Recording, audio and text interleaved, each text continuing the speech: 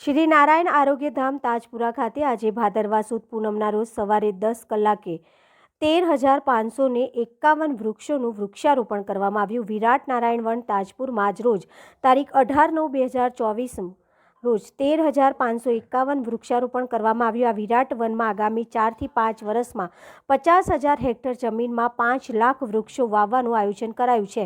આ કાર્યક્રમમાં સરકાર તરફથી મેળુભાઈ બેરા વનમંત્રી કેબિનેટ ગુજરાત રાજ્ય, મુકેશ પટેલ વનમંત્રી રાજ્ય કક્ષા, ભરતસિંહ પરમાર પૂર્વ સાંસદ જેઠાભાઈ ભરવાડ, ઉપાધ્યક્ષ ગુજરાત વિધાનસભા જસુભાઈ રાઠવા, સાંસદ છોટાઉદેપુર રાજપાલસિંહ જાદવ, સાંસદ ગોધરા ડોક્ટર જસવંતસિંહ પરમાર, સાંસદ રાજ્યસભા પંચમહાલ, હાલોલ, કાલોલ, ગોધરા, મોરવા હડફના તમામ ધારાસભ્યો હાજર રહ્યા હતા અને તેઓએ વૃક્ષારોપણ કર્યું હતું।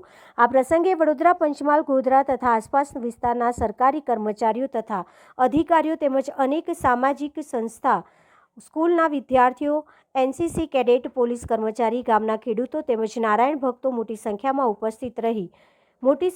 ઉપસ્થિત રહ્યા અને આ ભગીરથ કાર્યમાં સહભાગી થયા હતા। સંસ્થાના ટ્રસ્ટી દ્વારા આ માટે ગુજરાત સરકાર તથા વન વિભાગ પંચમહાલનો આભાર વ્યક્ત કર્યો હતો। પૂજ્ય શ્રી નારાયણ બાપુજીની તપોભૂમિમાં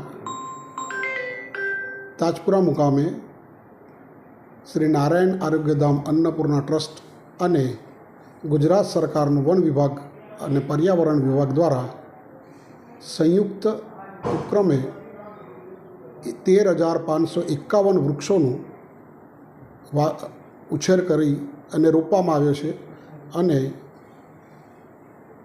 મંત્રી શ્રી મુળુભાઈ બેરા અને મુકેશભાઈ પટેલ હાજર રહીને કાર્યક્રમ થયો છે। ભરત વિસા ટ્રસ્ટી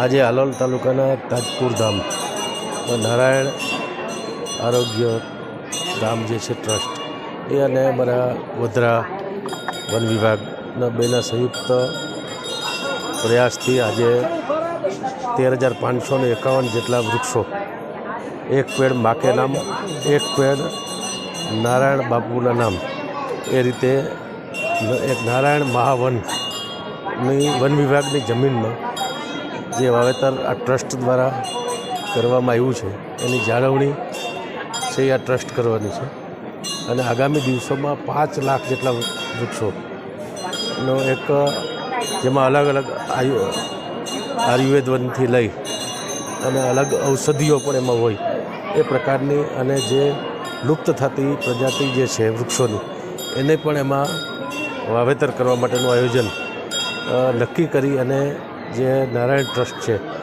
એની એક આ સંકલ્પ કર્યો અને લોક ભાગીદારીથી વન વિભાગે આ ટ્રસ્ટ સાથે MOU કરીને PPPના ધોરણે આપણે આજે 11,111 આમ પહેલાં વાવવાનું વૃક્ષારોપણ કરવાનું નક્કી કર્યું હતું।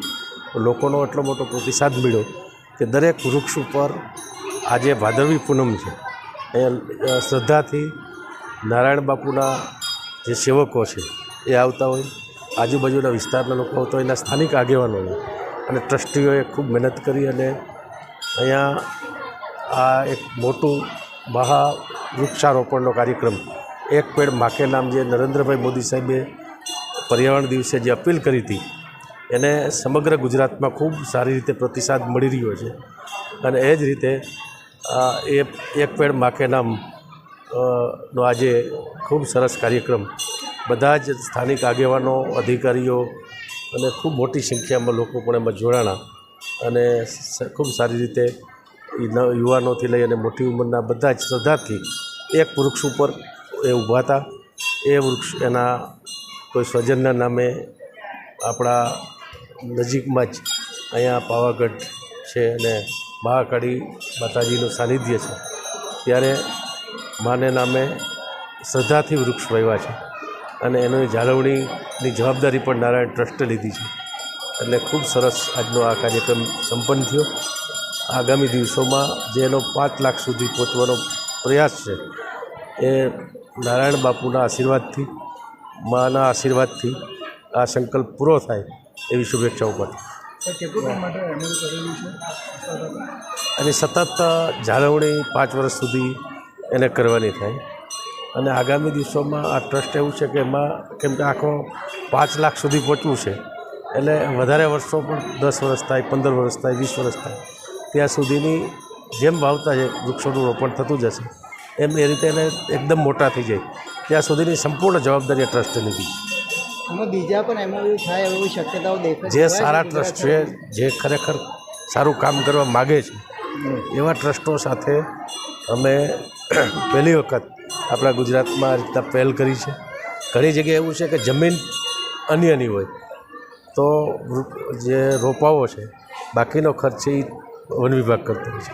ઘણી જગ્યાએ એવું હોય છે કે વન વિભાગની જમીન હોય, ટ્રસ્ટ છે એ રોપાઓથી માંડીને એને ડ્રીપ ઇરિગેશનથી લઈ અને જાળવણી કરવાનું કામ છે, ટ્રી ગાર્ડથી લઈને એ ટ્રસ્ટ કે કોઈ NGO કરતું હોય તો એ રીતે ઉદ્યોગ ગૃહો કોઈ સારા હોય તો એને પણ અમે આ રીતના જે કામ કરવું હોય, ભાગીદારીથી કામ કરવું છે એ કરવા માટેનો એક નવતર પ્રયોગ રાજ્ય સરકાર અને વન વિભાગમાં પહેલીવાર આ રીતના આ પ્રકારના MOU થયા છે. પૂજ્ય નારાયણ બાપુના પરમધામ તાજપુરામાં આજે વિરાટ નારાયણ વનના કાર્યક્રમમાં 13,551 એટલે કે વિક્રમી ઝાડ રોપવાનો આજે કાર્યક્રમ થયો છે. કહેવાય છે કે પૃથ્વી એટલે કે ધરતી માતા જે છે એમાં વૃક્ષો જેટલા હોય એટલી એની સંપદા, એની પ્રકૃતિ ચારે તરફ ખીલતી હોય છે. પ્રકૃતિના પાવન સ્પંદનોથી પશુ, પંખી, જીવ, જંતુ અને માનવનું પરમ કલ્યાણ હોય છે. આપણે કહીએ છીએ કે આ વિશ્વામિત્રીનો કાંઠો છે, પાવાગઢની શક્તિપીઠ છે અને વિશ્વ વિરાસત સ્થળ છે. ત્યાં આવી ભેખધારી સંસ્થા જો આવી ગુજરાતને એક નવી પ્રેરણા આપી રહી છે કે પોતાની પાસે જે સંપદા છે એ સંપદાનો જન માટે, સમાજ માટે, દેશ માટે સદુપયોગ થાય તો આ નારાયણ ધામે આજે ગુજરાત અને ભારતને એક નવી પહેલ કરાઈ છે, નવા શ્રી ગણેશ કરાયા છે. એવું કહેવાય છે કે વૃક્ષો વાવીએ વિશ્વ વાલું લાગશે. તો જ્યાં આપણે વૃક્ષ વાવીએ કે વૃક્ષો વાવીએ તાજપુરા વાલું લાગશે. તો આવી સુંદર ભાવનાથી દરેક યુવાન, દરેક બાળક અને દરેક માતા પિતા સૌ પોતાના જન્મદિવસે, પોતાની લગ્નતિથિ અને આજથી શ્રાદ્ધ પણ શરૂ થઈ રહ્યા છે તો પોતાના માતા પિતા, જેમ કે નરેન્દ્રભાઈ મોદીએ કીધું એક પેડ માં કે નામ, અહીંયાથી સૂત્ર આપ્યું એક પેડ બાપુ કે નામ, તો હું એવું કહીશ કે એક પેડ યુવા કે નામ. આપણા ભારત યુવા દેશ છે તો યુવાનો પણ આ મુહિમમાં જોડાય અને એક વ્યક્તિ એક વૃક્ષ વાવે. પણ એવું નથી દર વર્ષે વાવે, પોતાના જન્મદિવસે વાવે, લગ્ન દિવસે 2 વાવે અને કોઈ પરિવારનો પ્રસંગ હોય તો 5 વૃક્ષ વાવે. મને લાગે છે કે વૃક્ષો હશે તો ભારતનું જગતગુરુ પદ જલ્દીથી પાછું મળશે. કારણ કે પર્યાવરણનું સંતુલન અને પર્યાવરણની જે આપણા જીવનમાં ઉપલબ્ધિ છે એ ઉપલબ્ધિને આપણે સાચવવી પડશે. કારણ કે ઘણું બધું નુકસાન થઈ ચૂક્યું છે પણ હવે આપણે કંઈ નુકસાન કરી શકીએ એમ નથી. તો આપણે સૌ આવો હાલોલવાસી, વડોદરાવાસી, ગુજરાતવાસી, વડોદરાવાસી અને વિશ્વવાસીઓને પ્રાર્થના કરીએ કે tree is treasure so plant it for pleasure. આ નારાયણ ધામમાં પરમ પૂજ્ય નારાયણ બાપુના આશીર્વાદ આપ સૌ મીડિયા કર્મીઓને પણ મળે, આપનું જીવન પણ સુખી સમૃદ્ધ બને એવી અમે નારાયણ આરોગ્ય ધામમાંથી સૌને પ્રાર્થના કરીએ છીએ કે પ્રભુ તમને બધાને સ્વસ્થ, સક્ષમ અને સમર્થ રાખે. એ જ અભ્યર્થના સાથે વૃક્ષો વાવીએ વિશ્વ વાલું લાગશે.